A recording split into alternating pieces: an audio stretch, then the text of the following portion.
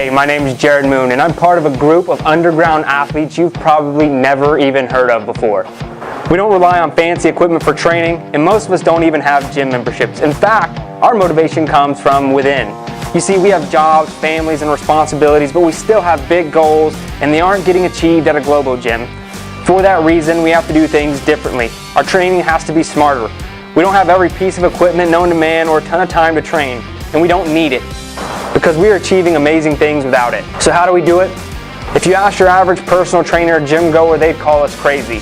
Yet we're seeing results better than most every single day.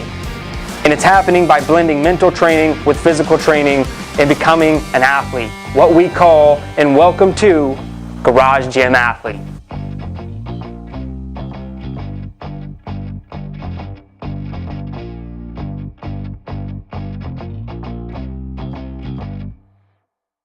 All right, ladies and gentlemen, I am Jared Moon from Into 3 Fitness, and welcome to the Garage Gym Athlete podcast, where we are keeping it simple but never easy.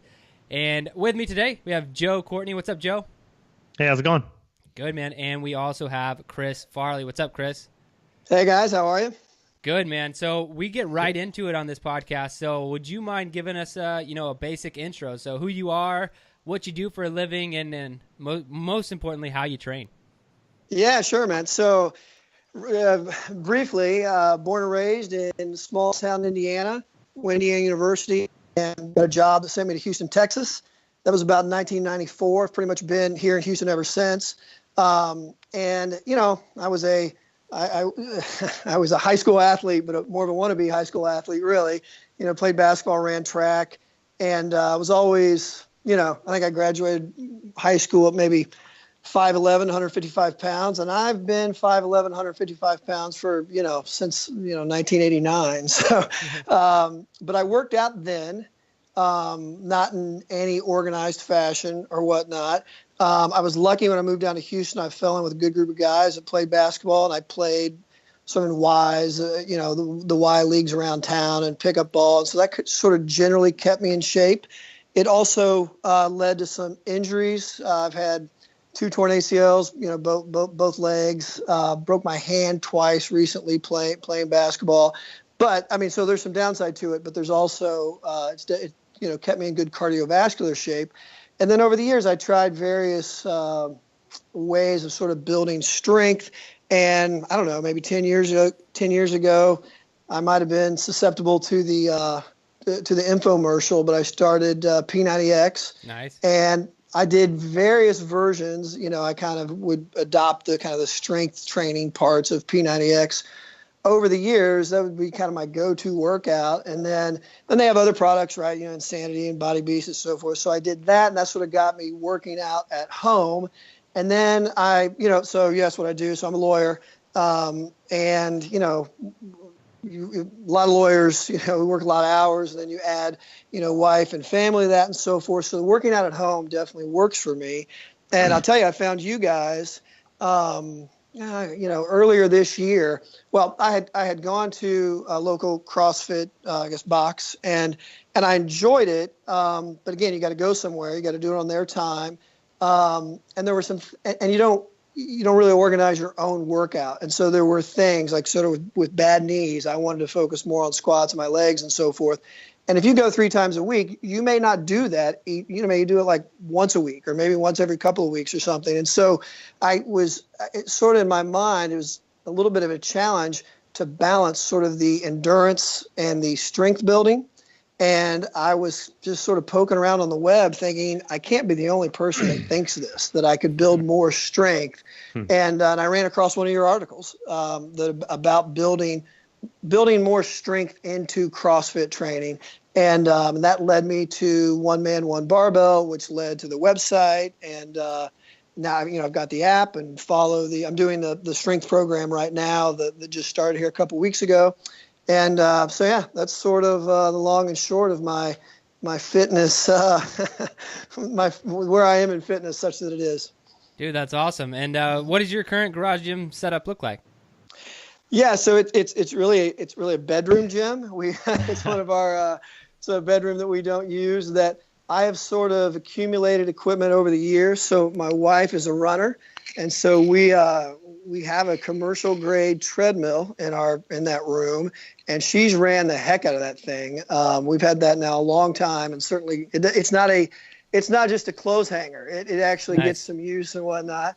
And then so over the years, I started with dumbbells, because those were easier, basically.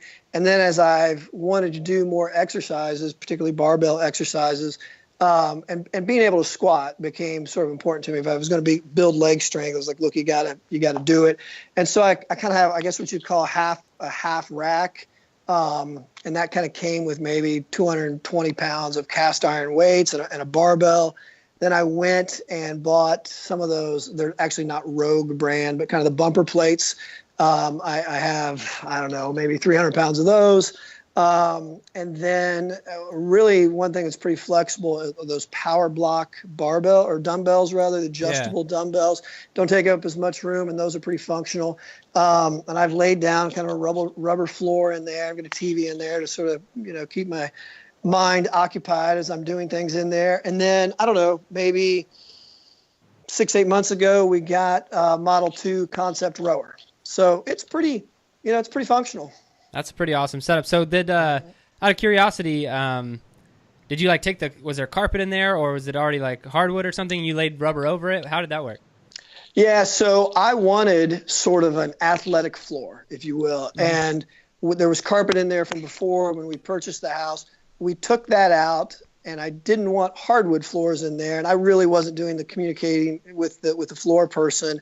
And I came home from work one day, and what I got was sort of this linoleum kind of thing or whatever. And so it didn't work, wasn't really what I wanted. It's not a huge space by any means, kind of size of a regular bedroom. And so I just went to I know you're up in the Dallas-Fort Worth area, you have Academy up there. I just went to Academy and bought those sectional pieces of rubber flooring and fit it all in there. I can't remember if it's half an inch or 3/4 of an inch or what it is, but and I don't, a lot of folks, drop their weights and whatnot. I really don't drop weights like that, but it does help. It's a little easier on the feet and the knees and so forth. And I don't mind getting on the floor in there and so forth. So yeah, that's the flooring piece. Yeah, I just asked because I've seen some people, do different things, but I've also seen people just like set up straight up on carpet. And I've always wondered how that worked out, because carpet's got padding built into it. And I've always wondered. It sounds like you got. It was a little challenge for me, and I just said to heck with it. I saw those mats at Academy, and I thought, well, if I buy 10 bags of those things, 4 to that'll get me there, and it pretty much did. Perfect. And so what was the deciding factor? I know it kind of sounded like maybe family and your job had a lot to do with it, but why ultimately become a garage gym athlete, take on your own training? Yeah, so I guess convenience. Like I said, when a decade ago now, starting P90X, working out at home, whether it was early in the morning or late at night, after everybody's gone to bed, and having it there, that worked for me because it allowed me sort of the flexibility around work and family and be able to fit in workouts.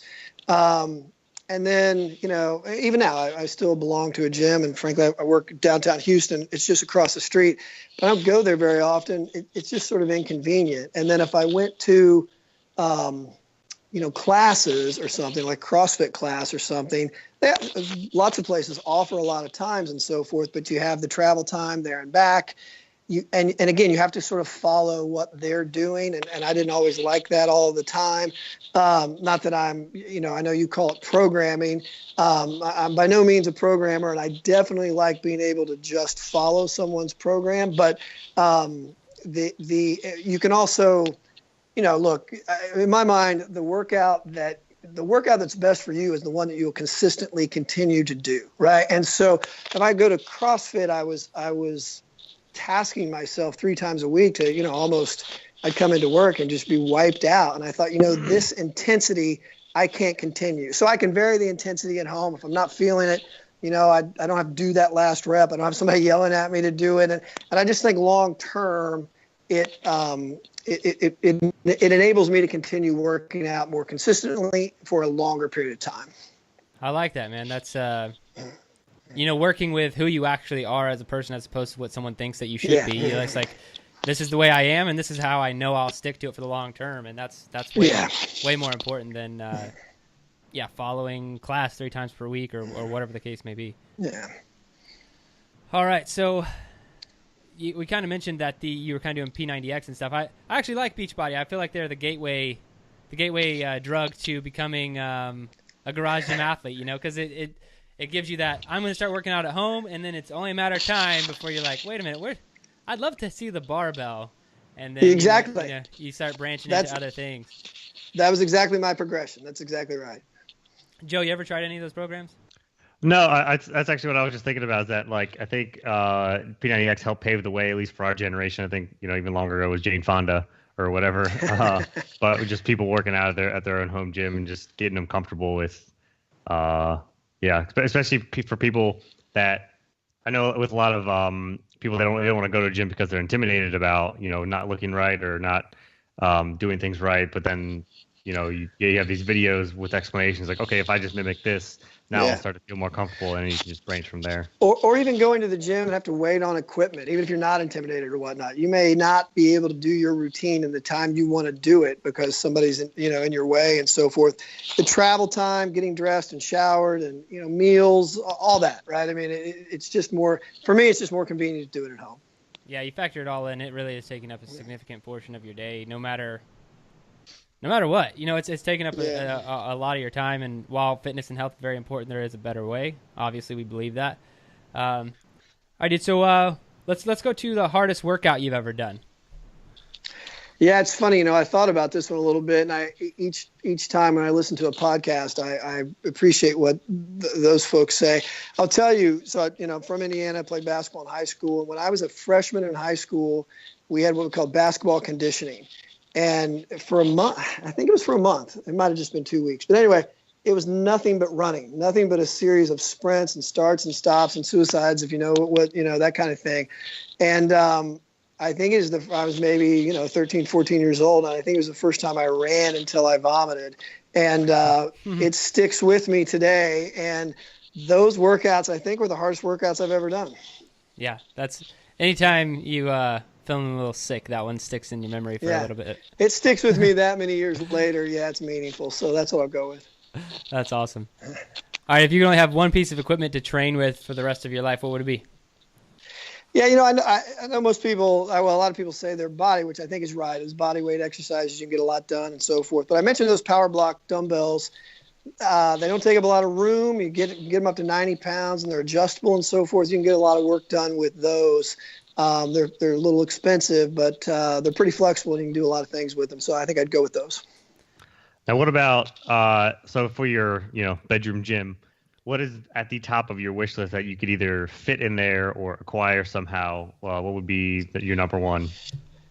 Yeah, so I've got I need a new barbell, frankly. I still have kind of a cheaper version, but look, it works. And it's the bedroom, but now the equipment is starting to sort of overspill from the bedroom. But I think I got the rower and I like it.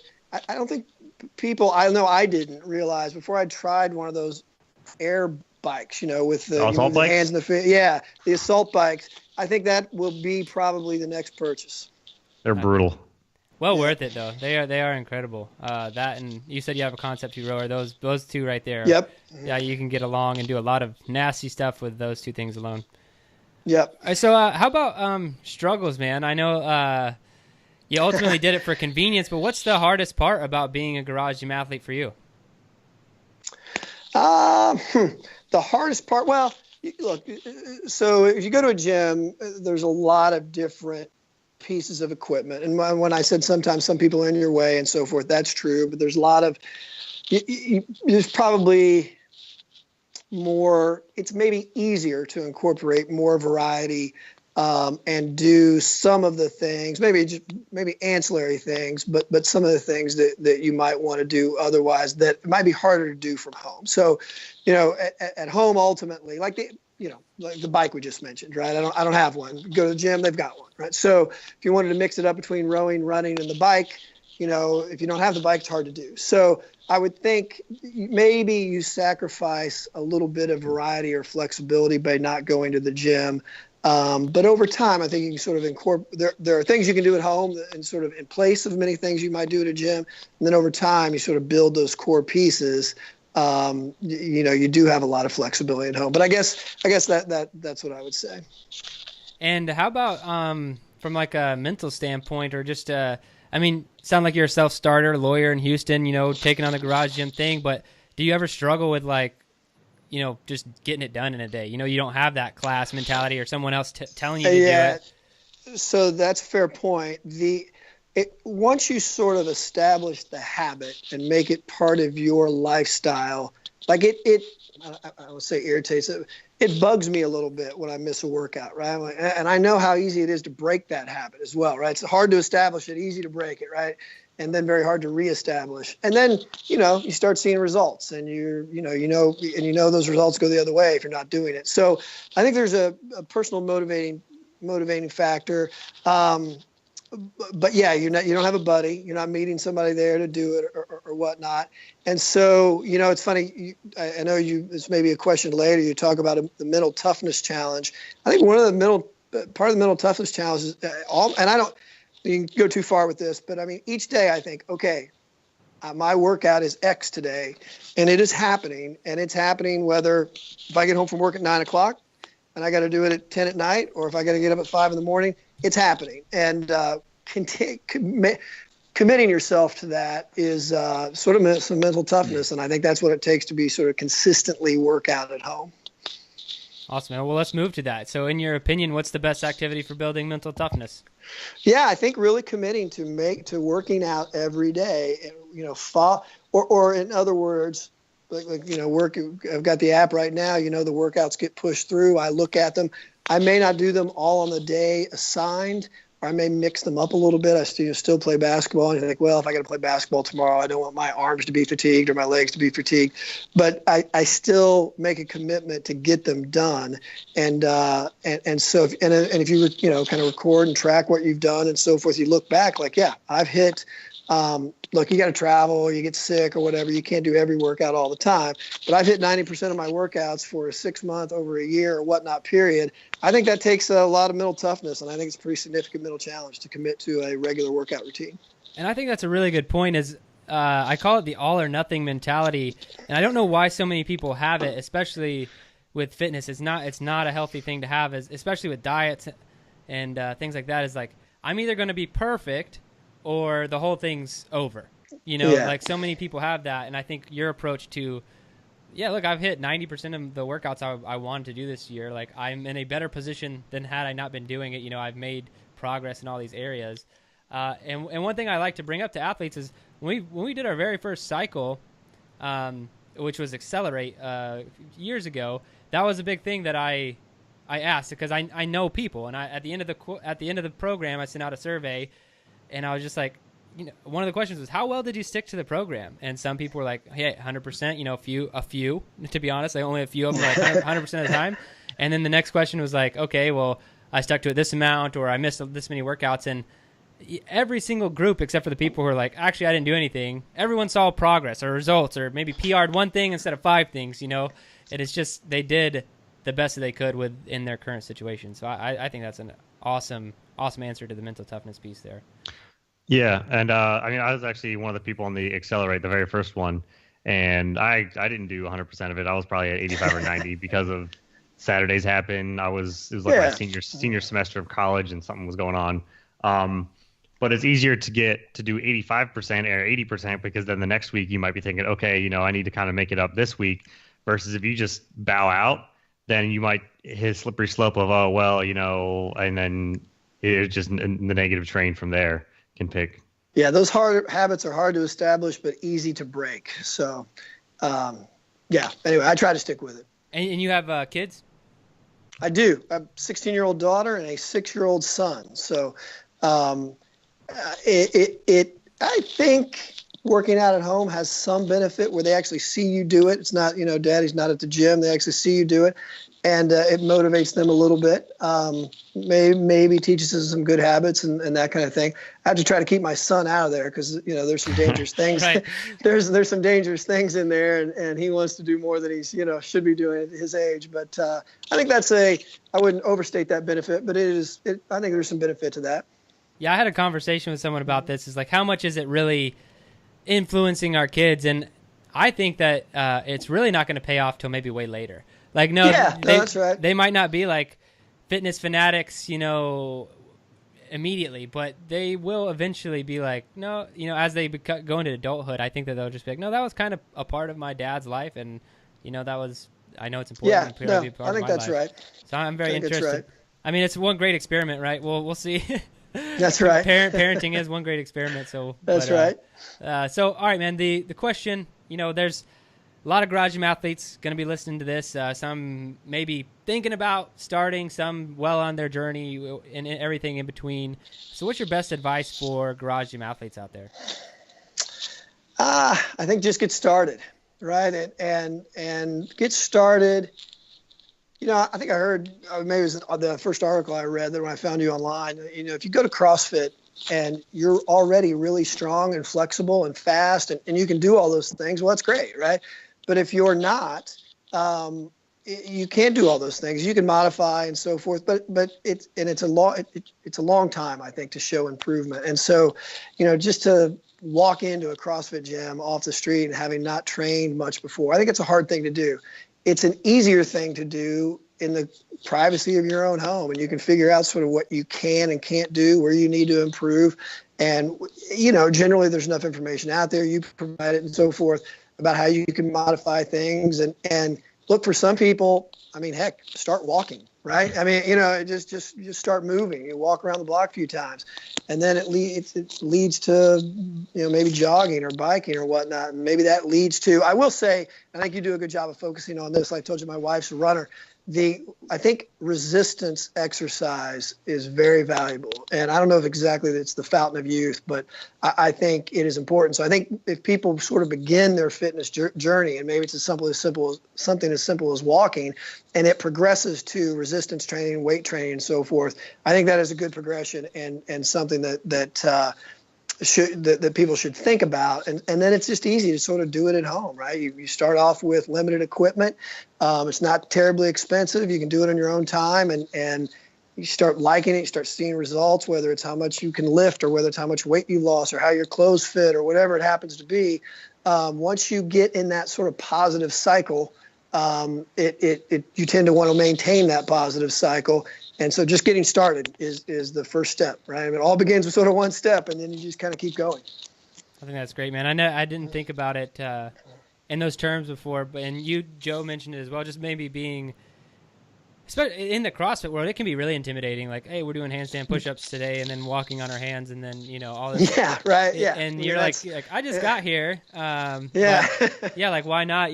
Be a little less intimidated and kick things off at home, and maybe. Normally it works in reverse. From everything I've seen, it's like people start in a box and then work their way into their garages somehow or some way. But maybe some people would work the other way. Be like, practice all this stuff and work up to a certain fitness level that you're, proud of, and then maybe go to the CrossFit box. There's a lot of options out there that anyone could tackle. Yep, I think that's right. All right, man. Joe, do you have any questions? No, I'm good. All right, cool. Chris, thank you so much for your time. It has been a blast talking with you, hearing a little bit about your journey. I really appreciate your time, and thanks, man. Yeah, hey, really enjoy it. Really enjoys what you guys are doing. Thanks a lot. Thanks.